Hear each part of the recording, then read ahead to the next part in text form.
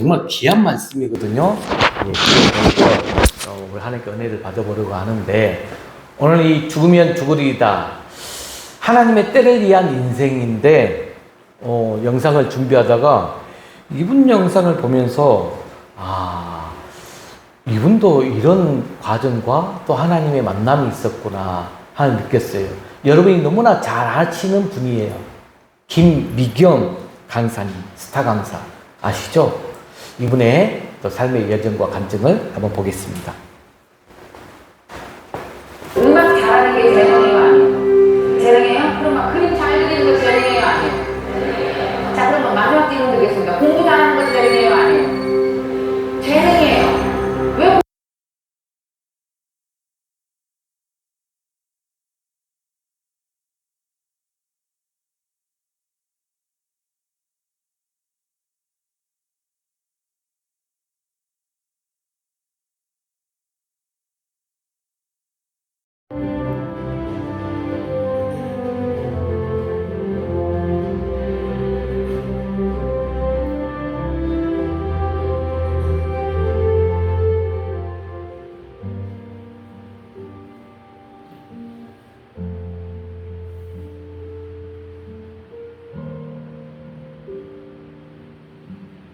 온라인 서버가 다운되는 대형 사고가 터졌는데 사람들이 나한테 엄청 원망하고 막 나는 그걸 틀어막느냐고 애쓰고 막내가 엄청 좀 아팠었거든요. 근데 막내가 전화가 왔어요. 나한테 엄마 나 아파 그러는 거예요.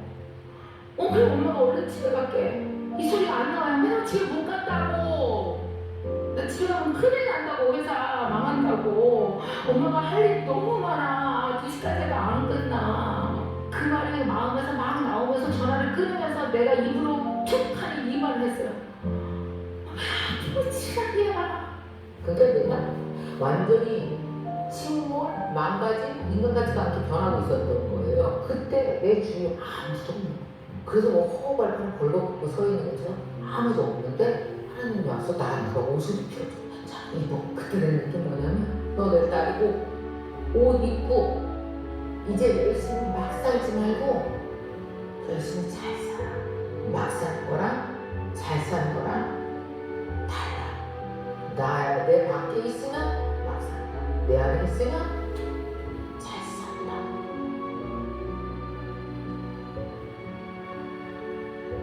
그런데 여러분 59세에 알았어요. 내가 하나님 딸이라는 거. 세상에 감사하게도 여러분 하나님 딸이라는 거 딱 알고 나니까 어떻게 되는지 아세요? 내가 사는 게 아니라 내가 죽고 내 안에 예수 그리스도가 사는 거. 대박! 이게 주체가 바뀌었네? 어머, 그래서 하나님이 네 거 다 내 거라고 내 거 다 네 거라고 그랬구나. 성경에 있는 게 막 거의 자동 다운로드 되는 거예요. 십자가에서 너를 부인하고 나를 따라. 네가 엄마 아버지 딸 아니고 그거 아니야. 너 그냥 미개 사람 아니야. 100년짜리 열심히 수고하고 노동하고 그러다가 살다가 땡 죽으면 흙으로 돌아가는 애 아니고 너 영생의 존재야. 내가 처음부터 널 지었고 너 끝까지 나한테 올 존재고 100년 동안 너는 너를 통해서 나를 나타내는 사람으로 살으라고 파견되어 있는 거야. 야, 너 하나님 자녀야. 주체가 바뀌니까요. 시민권 바뀌죠. 차원 바뀌죠. 내가 왜 사는지 바뀌죠. 그냥 싹 바뀌는 게 2달도 안 걸릴 것 같아요. 그냥 홀랑 그냥 완전히 다 바뀌어버렸어요. 어느 날 이런 생각이 들더라고요. 남편한테 잘하자. 그럼 옛날에 김미경 같으면 절대 잘하고 싶지 않아요. 이 돈 다 내가 번 거야. 우리 집 아파트도 내가 샀고 애들 셋 시댁 친정 다 내 돈으로. 오케이? 내가 당신한테. 근데 어느 날 기도를 하고 있는데 그렇게 이사람한테 밥을 해주고 싶은 거예요. 미쳤지. 아침마다 일어나서 저는 기도 리스트를 적는 게 아니라 내가 죽어야 될 리스트를 적어요. 이거 죽어야 돼. 이거 비워야 돼. 죽고 나면 그때부터 하나님이 일하시기 시작하더라고요. 그런 역사를 2년 동안 너무 많이 경험했어요. 우리 시부모가 와서 저한테 그래. 동서 변한 거 보니까 동서가 만난 하나님인데요.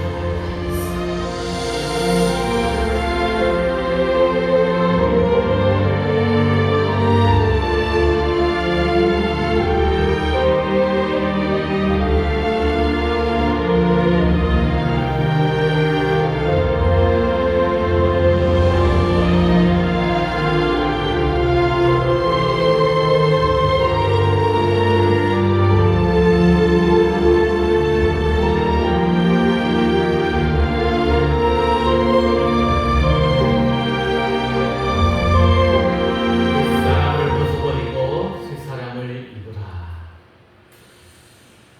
저 또한 오늘 이 영상 이렇게 또 김기경 강사님의 삶의 일전 가운데 하나님 만남의 이야기를 들으면서 정말로 변화와 부르심, 회개 가운데 여러분도 많이 공감되면서 동의하지 않습니까? 그 만약에 김기경 강사님도 59세 때 만났네요. 참 결정이 아마 그 전부터도 신앙생활하고 믿음생활 다 했겠죠. 하지만 여러분들이 진정 하나님을 만나고 내가 듣고 예수 안에서 산다면 모든 우선순위가 바뀐다는 것. 그리고 정말 나의 어떤 정체성이 달라진다는 것. 그 새 사람이 된다는 게 어떤 의미인지를 정말 깊이 깨닫고 내 삶 속에서 체험가 되면 이 땅 가운데 살아가는 일들이 얼마나 기쁘고 행복한지, 어떤 고난과 시련도 하나님의 그 뜻 안에서는 하나님의 역사심을 알고 온전히 하나님 중심으로 우리가 신앙생활 할 수 있음을 알 수 있습니다. 그런 가운데서 정말 오늘 또 김기경 오늘 통화에서 새 사람의 모습 가운데서 어떻게 변화되는지, 변화되니까 자연스럽게 복음의 증인이 되잖아요. 여러분들 전도한다고 해서 전도 되는 게 아니에요. 정말로 내 모습 가운데서 내가 하나님 안에서 변화된 그 증인의 모습이 나타났을 때, 나도 당신처럼 교회를 다니고 싶고 예수를 믿고 싶다, 이런 마음을 품게 되는 것이죠. 저도 여러분한테 강구를 안고 또 터치현도 신인년 교육을 목요일날 전주에 있는 한 교회를 다녀왔습니다. 좀 교회가 부흥되다가 원로 목사님께서 이렇게 퇴임을 하시면서 은퇴하시면서 새로운 목사님 오시면서 또 교회도 아픔과 상처의 과정 가운데 있지만 정말 아름답고 힘을 다해서 다시 회복하는 그 모습에 도전을 품어주며 저 또한도 함께하고 왔습니다. 그런데 그 목사님이 정말 열정이 뛰어나시더라고요. 그러면서 함께하는 모습들을 보면서 저 또한 도전을 받고 또 앞으로 사역을 또 생각하면서 오긴 왔었는데, 그래서 오늘 저는 에스더를 한번 여러분과 함께 나눠보려고 합니다. 오늘 또 요즘 정말 날씨도 너무 더운데 뉴스를 또 보다 보면 세상 돌아가는 이야기들 듣다 보면 어느 순간에는 참 내가 왜 이렇게 살고 있지 하면서 마음이 편치 않을 때가 좀 있어요. 어디서부터 나는 잘못된 내 삶이 시작됐을까? 왜 이렇게 혼란스럽고 불확실한 시대에 나는 살아가고 있을까? 나도 모르는 사이에 내 믿음의 자리, 이 믿음의 자리를 지키는 일이 점점 어려워지고 부담스러워지는 현실 앞에 서 있는 제 모습을 볼 때가 많이 있습니다. 우리가 가정을 지키는 것 매우 중요하죠. 아이를 정말 바르게 양육하는 것 중요하죠. 진리를 따라 산다는 것 너무나 중요하고 당연한 일입니다. 그런데 이 당연한 일이 아니라 어느 순간에 우리는 용기와 결단을 요구하는 선택의 문제가 되어버린 이 시대가 되어버렸다는 거죠. 용기와 결단이 필요한 선택의 문제점으로 나아가야 돼요. 이기심이 내가 살기 위해서는 내 권리, 권한, 이기적인 어떤 목적, 당연한 듯 보이는 세상에서 내가 정직하고 공의를 선택할 수 있을까요? 침묵이 오히려 유리한 상황, 유리해 보이는 그 현실 속에서 진리를 외쳐낼 수 있을까요? 무관심이 익숙해진 이 일상 속에서 하나님의 마음을 품고 살아갈 수가 있을까요? 이런 질문들이 우리 일상생활 한복판에서 계속 밀려오고 있습니다. 그리고 이런 시대 속에서 하나님은 우리에게 이렇게 묻고 계시다는 겁니다. 지금 너는 왜 그 자리에 있느냐?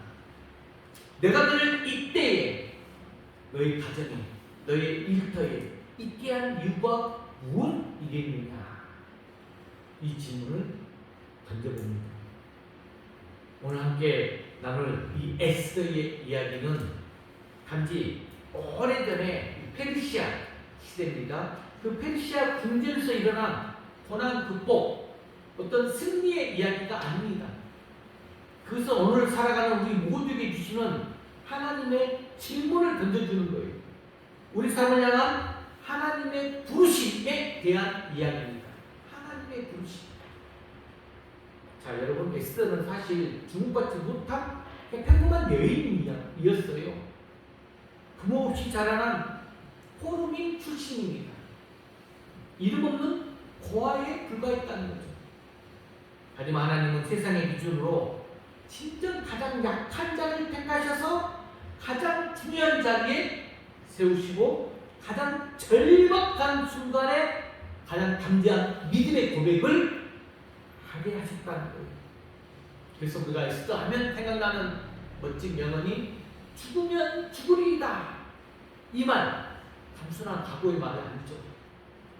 하나님의 부르심에 순종하며 서겠다. 이 믿음의 결단이었다는 거죠.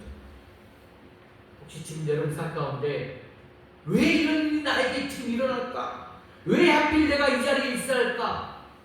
그런 고민이 있다면 그 질문을 어쩌면 하나님께서 지금 이 순간 여러분께 던지시는 부름의 메시지일 수도 있어요.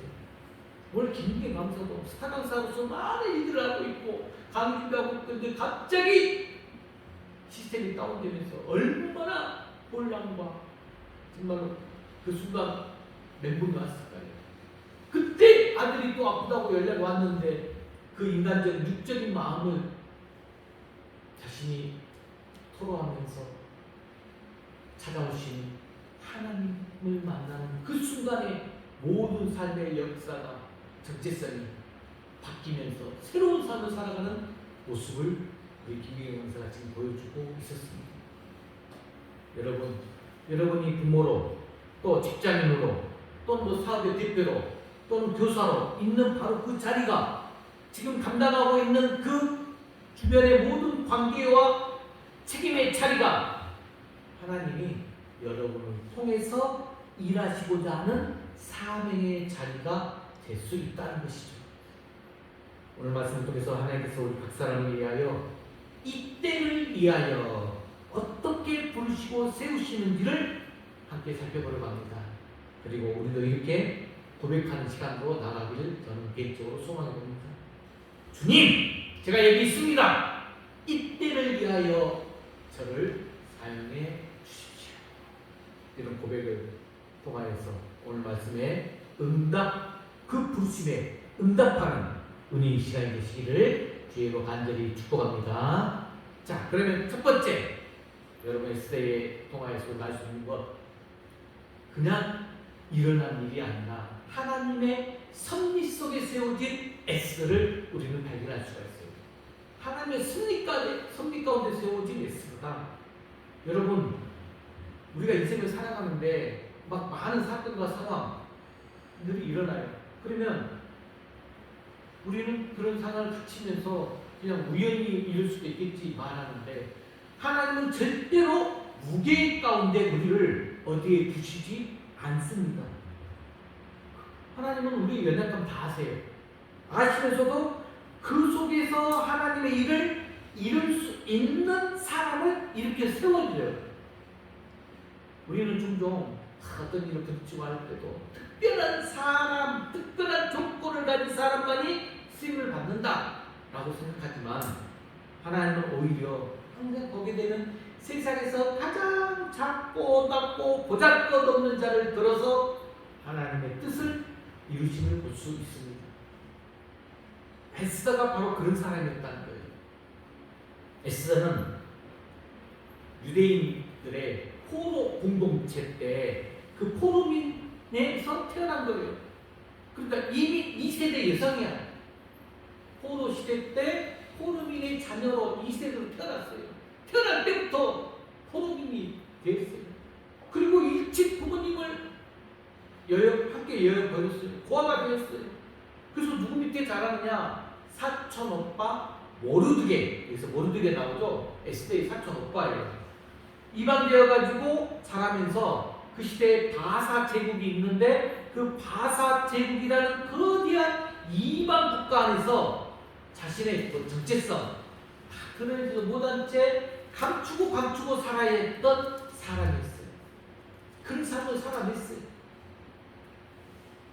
자, 조금만 더 정리해볼까요? 화면에다가 제가 에스더의 본 이름을 정리해봤는데 여러분들 한번 기억하시라고. 하다사라고. 원래 불렸던 이름은 하다사. 뜻이 향기로운 몰약 나무라는 뜻이에요. 그러면 에스더 이름을 언제 지어야 되느냐? 두 번째, 궁중에서 이제 불렸던 이름이에요. 궁중에서 에스더. 이 말이 별 또는 숨은 자라는 뜻이에요.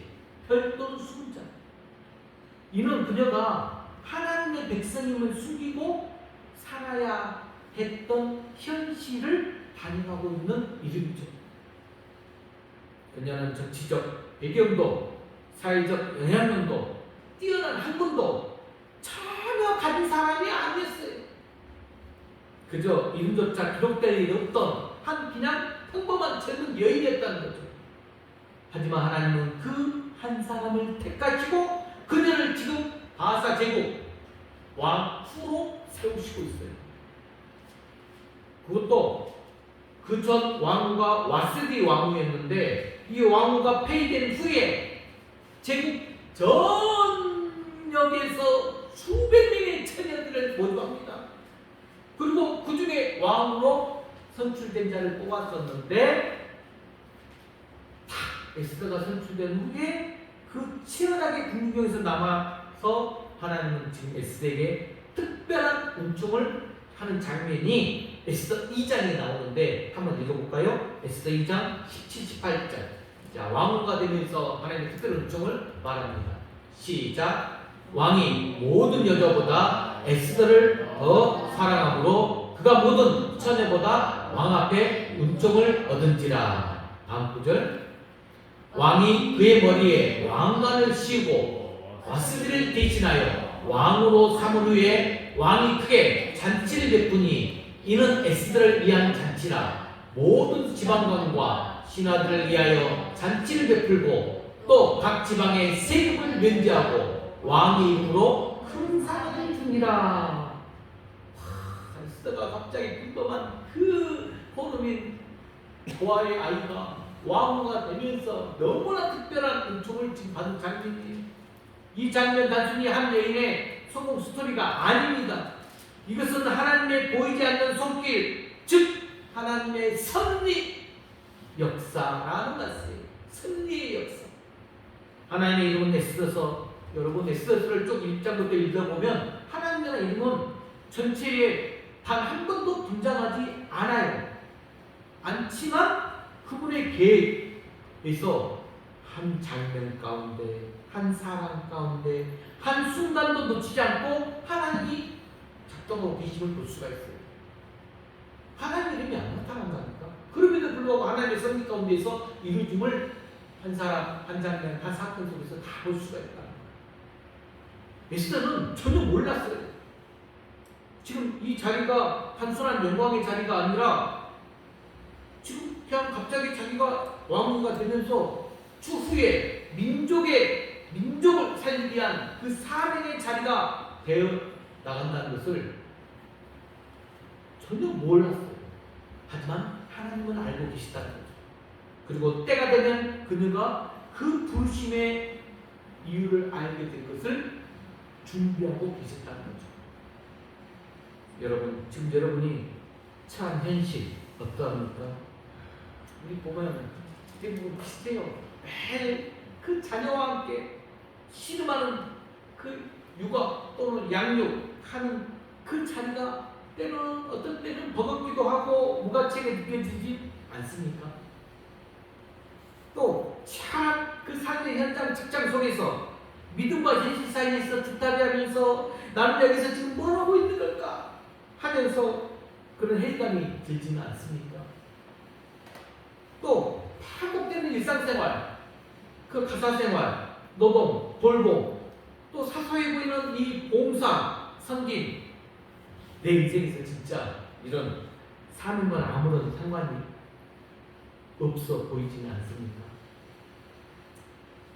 만약 그렇다면 바로 그 자리가 하나님이 여러분을 세우신 바로 에스더의 자리일 수 있다는 거예요. 에스더는 왕후가 되었지만 자신이 그 자리에 왜 서 있게 지금 있는지 처음엔 알지 못했다는 거죠. 그러나 위기의 때가 왔을 때 그녀가 깨닫게 돼요. 위기의 때가 왔을 때. 아, 하나님이 이 때를 위해 나를 준비시켰구나 라고 깨닫게 되었다는 거죠.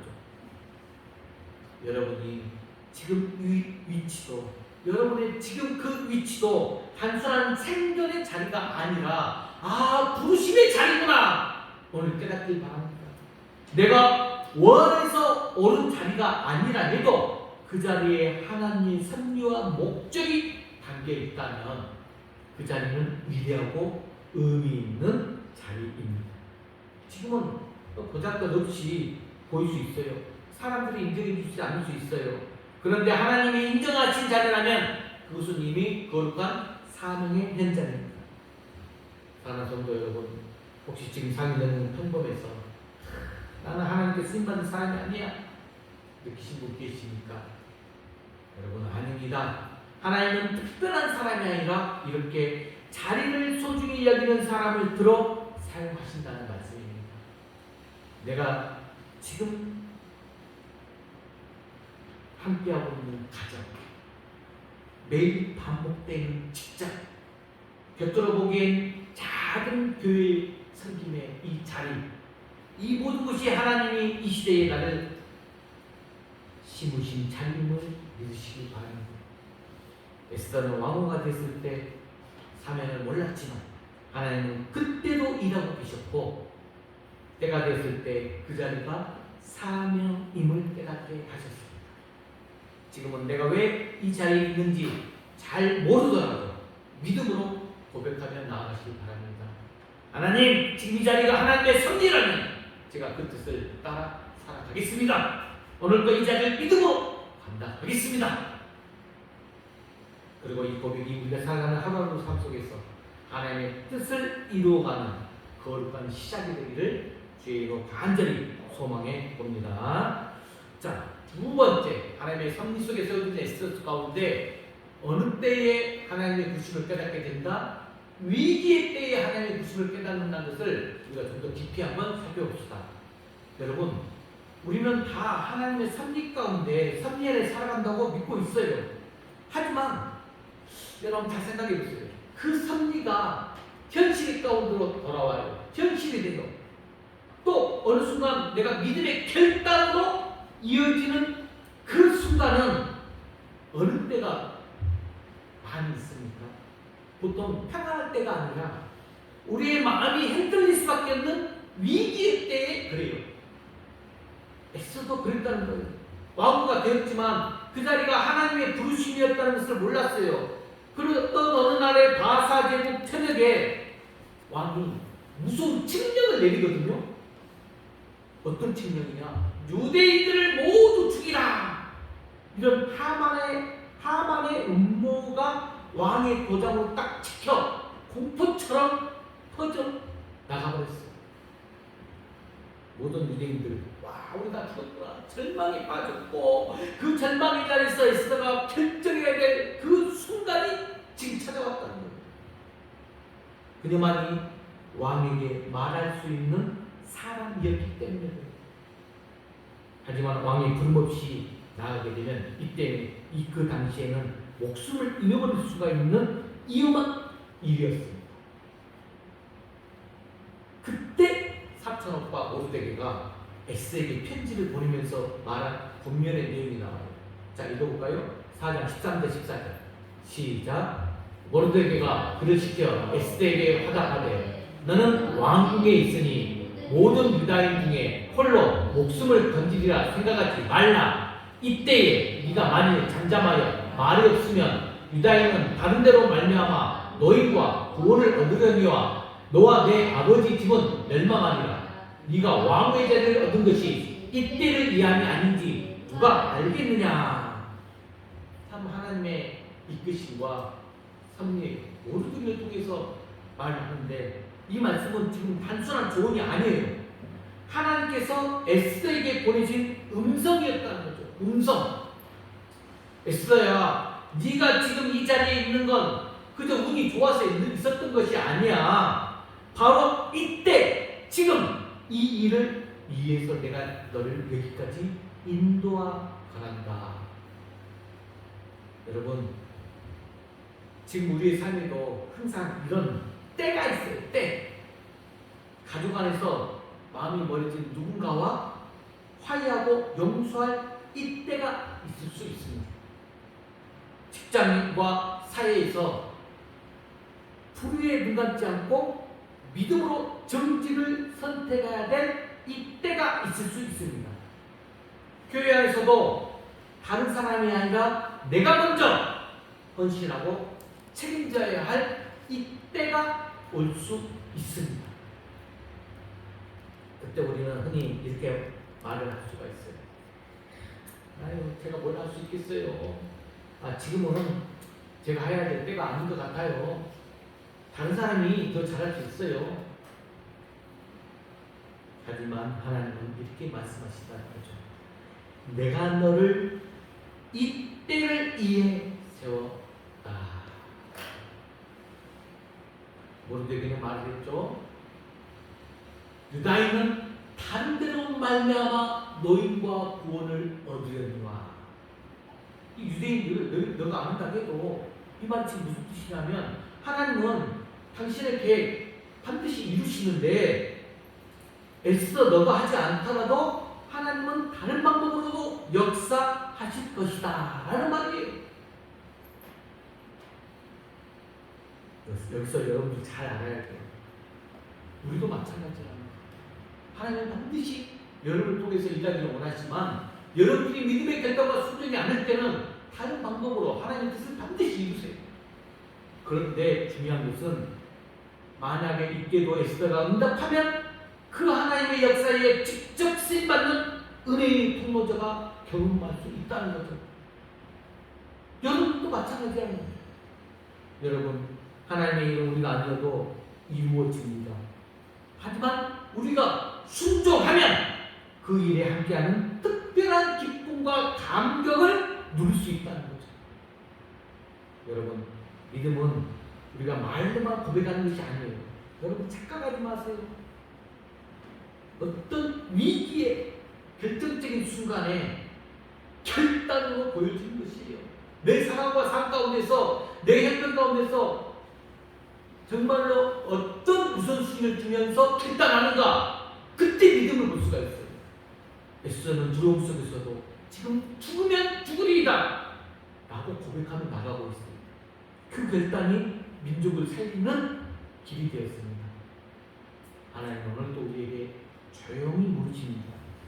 지금 네가 그 자리에 있는 것이 이때를 이해하니 아닌지 누가 아느냐. 그 질문 앞에 우리는 침묵하지 말고 회피하지 말고 믿음으로 이렇게 응답하시길 바랍니다. 주님, 제가 여기 있습니다. 이때를 위해 저를 사용하여 주시옵소서. 그리고 그 고백을 때 하나님께 여러분을 통해서 가정도 세우고 교회를 회복시키고 이 시대를 다시 세워나가시는 귀한 여러분 되시길 주의 간절히 축복합니다. 이제 마지막 에스더의 명언, 죽으면 죽으리이다. 이게 바로 믿음의 결단을 보여준 에스더를 볼 수가 있어요. 여러분, 믿음은 우리 마음속만 있는 게 아니에요. 믿음은 결국 내 삶 속에서 선택으로, 행동의 용기로, 그리고 어떤 때는 눈물과 떨림 속의 결단으로 나타나야 합니다. 아무리 말씀을 많이 듣고 기도를 많이 하고 신앙생활을 오래 했다 해도 믿음은 결정적인 순간에서 시험이 돼요. 시험을 딱 볼 수가 있어요. 오늘 본문에서 에스더는 바로 그 순간을 맞이합니다. 민족 전체가 죽음의 위협 앞에 놓였고 그녀만이 왕위에 나아가서 단체할 수가 있었어요. 하지만 문제는 지금 왕이 그녀를 부르지 않고 있다는 거예요. 이 바사 제국 시대 때 바사 제국의 법에 따르면 왕이 부르지도 않았는데도 왕 앞에 나오는 자는 죽임을 당하는 겁니다. 죽임을 당해요. 목숨을 걸어야만 갈 수 있는 지금 자리였다는 거죠. 그때 에스더가 결단한다는 거예요. 자신의 사촌이자 믿음의 동역자인 이 모르드게의 말 앞에서 무겁고도 분명한 책임 딱 받아들이고 결단한 장면이 바로 에스더 4장 16절 말씀입니다. 자, 크게 한번 속보해볼까요? 시작. 당신은 가서 수산에 있는 유다인을 다 모으고 나를 위하여 금식하되 밤낮 3일을 먹지도 말고 마시지도 마소서. 나도 나의 시녀와 더불어 이렇게 금식한 후에 규례를 어기고 왕에게 나아가리니 죽으면 죽으리이다. 자, 말이 좀 어렵죠? 좀 제가 쉽게 한번 현대말로 해볼게요. 모르드게님, 사촌 오빠 부탁합니다. 수산에 있는 그 유다 사람들 모두 모아서 저를 위해서 금식 기도 함께 해주세요. 금식 기도 3일 동안 밤낮으로 아무것도 먹지도 말고 마시지도 말고 간절히 하나님께 구해주세요. 저도 저와 함께 있는 이 시녀들과 함께 같은 방식으로 금식하면서 하나님께 매달려 보겠습니다. 그 후에 비록 법을 어기는 일이 있지만 왕의 불법시 왕 앞에 내가 나아가겠습니다. 그 일이 제 생명을 위협한다 할지라도 죽게 된다 해도 저는 순종하겠습니다. 죽어야 한다면 죽겠습니다. 이 다짐이었죠. 이 고백은 단순히 목숨을 걸겠다는 말이 아니잖아요. 그녀는 지금 자신의 안전, 자리, 미래를 다 내려놓고 하나님 앞에 철저로 순종하겠다라는 신앙의 고백을 드리고 있는 거예요. 여러분, 에스더 인간이에요. 두려웠어요. 그녀는 인간 얘기에 딸렸을 것입니다. 그런데 믿음은 여러분 그 두려움이 없는 것이 아니라 있어요. 하지만 그 두려움을 껴안고도 하나님을 붙드는 결단이에요. 우리가 삶을 살아가면서 삶의 행편 가운데서 경제적으로 어렵고 관계성도 어렵고 또 내 일이 잘 안 풀리고 했을 때 두려움이 닥쳐옵니다. 현실이 완박합니다. 그런데 어떤 우리는 결단을 내리느냐 이 말이에요. 믿음의 결단은 현실 도피가 아니라 하나님의 신뢰라는 거죠. 에스더는 말합니다. 규례를 어기고 나가겠다. 이 말씀에는 놀라운 지금 고백이 들어있어요. 내가 가진 권리와 안전 내려놓겠다.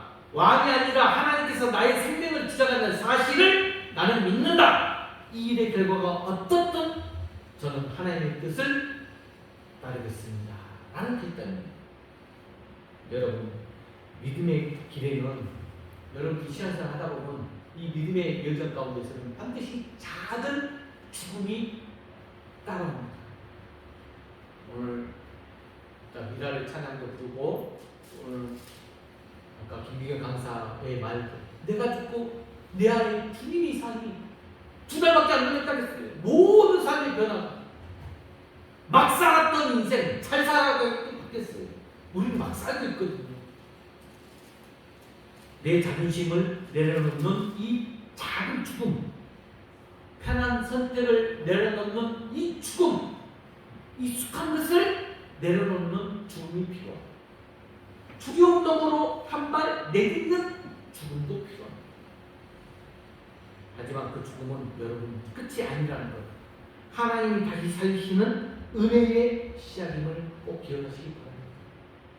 사랑하는 성도 여러분, 우리는 에스더처럼 왕 앞에 나아가 생명을 걸어야 하는 그 자리의 순간에 서지 않을 수도 있어요. 하지만 우리 역시 믿음의 결단이 필요한 그 순간들을 아주 작은 것부터 아주 큰 것까지 개인적으로 여러분들 끊임없이 마주하고 있습니다. 가정에서는 자녀들과 또 남편들과 갈등이 생겨서 먼저 사과하고 손을 내밀어야 할 때가 있습니다. 내 자신 꺾은 그 자리가 바로 죽으면 들으리라 하는 그 들으야 할 자리라는 말씀입니다. 직장에서는 불이익이 예상되어요. 하지만 정직과 양심을 선택할 때가 있습니다. 그 순간이 바로 믿음의 용기가 필요한 시간입니다. 교회에서는 드러나지 않아요. 인정받지 못해요. 하지만 묵묵히 섬기면서 감당해야 할 자리가 있습니다. 하나님 보시기에 그 헌신이 죽으면 죽으리이다 라는 고백입니다. 그리고 우리가 누군가 인생을 위해서 여러분들 기도하고 복음 전하고 사랑으로 다가가는 순간들 있습니다. 때로는 그 순간에 외면당하고 오해받을 수도 있지만 그럼에도 한 명을 향한 믿음의 결단을 들을 때가 있다는 거예요. 그 모든 순간이 바로 우리가 하나님 앞에 드린 죽으면 죽으리다라는 시간입니다. 결정의 순간에 내가 먼저 내려놓고 하나님의 뜻을 앞세울 수 있겠습니다. 믿음의 길은 손익계산으로 절대 설명되지 않습니다. 우리 인간은 손익계산을 먼저 하거든요. 여러분, 믿음의 결정의 순간 손익계산이 아니에요. 믿음은 결과가 보장되지 않아도 하나님의 뜻이기에 따르는 길입니다. 여러분, 바울의 위대한 고백 내가 계속 강조하면서 암송했던 구절 생각났습니까? 갈라디아 2장 20절 한번 크게 한번 우리 선포해보고 암송해 봅시다. 시작. 내가 그리스도와 함께 십자가에 못 박혔나니 그런즉 이제는 내가 사는 것이 아니요 오직 내 안에 그리스도께서 사시는 것이라. 아멘. 이 바울의 고백은 에스의 고백과 정확히 맞닿았어요. 죽으면 죽으리다. 이 고백이에요. 내가 죽고 하나님이 사시고 내 뜻이 아니라 하나님의 뜻이 이루어지는 자리, 이것이 바로 신앙의 본질입니다. 사랑하는 성도 여러분, 하나님은 지금도 우리에게 묻고 계세요. 너는 이때를 위하여 지금 이 자리에 세움받은 것이 아니냐. 우리 주문 앞에 서 있습니다. 내가 있는 자리가 지금 현재 얼마나 의미 있는 자리인지, 여러분이 이 풍화모교의 이 예배 자리, 헌신의 자리, 봉사의 자리, 또 여러분이 직장에서의 지금 위치에 있는 자리, 또 관계 속에서 많은 사람들의 만남의 자리, 내가 작은 선택 하나가 어떤 믿음의 통로가 될 수 있는지를 깊이 돌아봐야 합니다. 에스의 고백처럼 우리도 이렇게 믿어갈 수 있기를 바랍니다. 주님, 죽으면 죽으리이다. 저는 오늘 또 믿음으로 순종함으로 주님 앞에 나아가겠습니다. 그 고백 위에 하나님은 은혜를 부시고 여러분을 통해서 가정이 살아나고 교회가 회복되고 이 시대가 하나님의 뜻으로 변화되기를 소망합니다. 주안의 사랑하는 성도 여러분, 말씀 마무리합니다. 오늘 우리는 시대의 삶을 통해서 하나님의 놀라운 섭리, 하나님은 놀라운 섭리 가운데 있어요. 계획과 다스림 가운데 그 섭리와 믿음의 결단이 주는 능력을 함께 묵상했습니다. 에스더는 겉보기에는 평범한 사람이었죠. 포로의 자손이고 부모시지 않은 고아였어요. 하지만 하나님은 그 연약한 그 한 여인을 통하여서 바사 제국의 왕으로 세웠고 민족을 구원하는 도구로 사용하셨다. 그녀는 두려움이 없는 사람 아니었어요. 왕 앞에 나가면 죽을 수 있다는 현실, 그 공포감이 있었어요. 하지만 그녀는 그 두려움 속에서 하나님의 부르심을 믿고 죽으면 죽으리다. 이 고백으로 믿음의 자리로 나갔다는 거죠. 이 고백은 과거의 이야기가 아니라 지금 여러분들 2000년 시절의 에스더의 삶의 이야기가 아니에요. 오늘 살아가는 우리 모두에게 주신 하나님의 부르심의 질문이에요. 여러분에게도 부르심의 똑같은 질문입니다. 이때를 위하여 네가 지금 이 자리에 있는 것이 아니냐. 지금 여러분이 있는 가정, 일터, 그리고 교회, 그리고 삶의 자리 등등 그 모든 자리가 하나님의 섭리 아래 주어진 자리입니다. 그리고 그 자리에서 우리는 결단해야 된다는 것이죠. 지금이 바로 내가 순종할 때입니다. 지금이 바로 내가 믿음으로 인사할 때입니다. 지금 바로 이 하나님께서 나를 사용하시기를 기다리는 이때임을 내가 믿습니다. 그래서 성도 여러분, 오늘 이 말씀 앞에서 우리는 이렇게 한번 고백해 보시길 바랍니다. 한번 따라해 볼까요? 주님, 이때를 위해 저를 부르셨다면 죽으면 죽으리이다.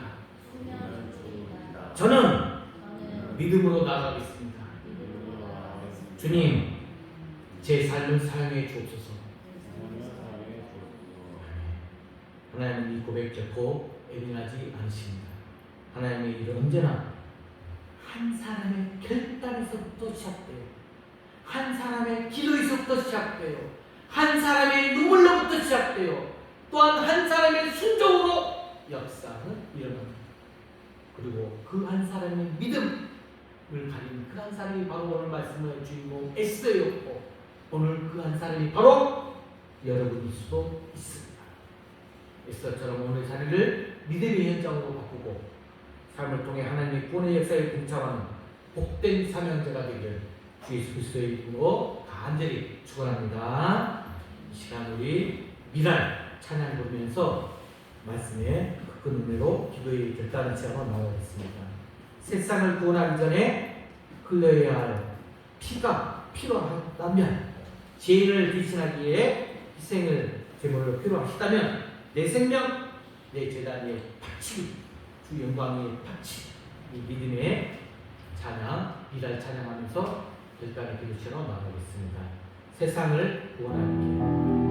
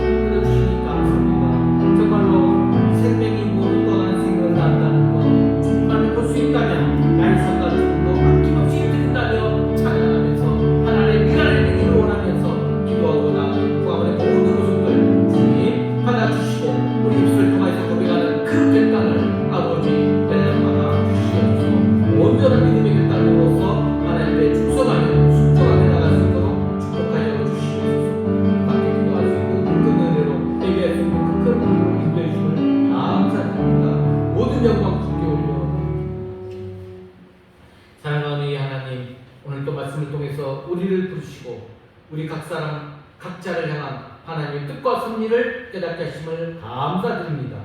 에스더처럼 평범한 우리의 삶을 하나님의 특별한 계획 가운데 세우시고 이 시대를 위한 도구로 사용하시기를 원하심을 믿습니다. 주님, 우리도 이 때를 위하여 세움받은 자임을 기억하게 하시고 두려움이 아닌 믿음으로, 망설임이 아닌 순종으로 응답하게 하여 주옵소서. 우리의 자리에서, 작은 일상 속에서 하나님의 뜻을 이루는 에스더와 같은 믿음의 사람들로 나아가도록 축복하여 주시옵소서. 거룩하신 예수 그리스도로 간절히 기도드리옵나이다. 아멘. 모두 일어나서 주의 사랑 부르고 예배를 마칩니다.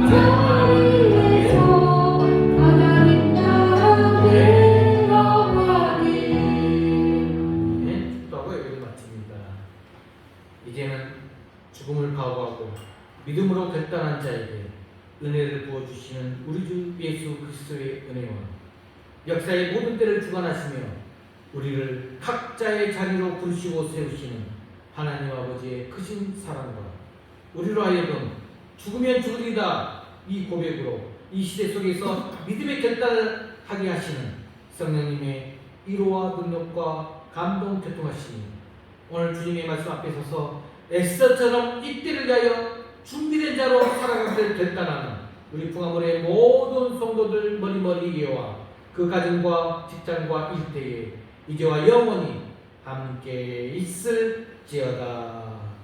아멘.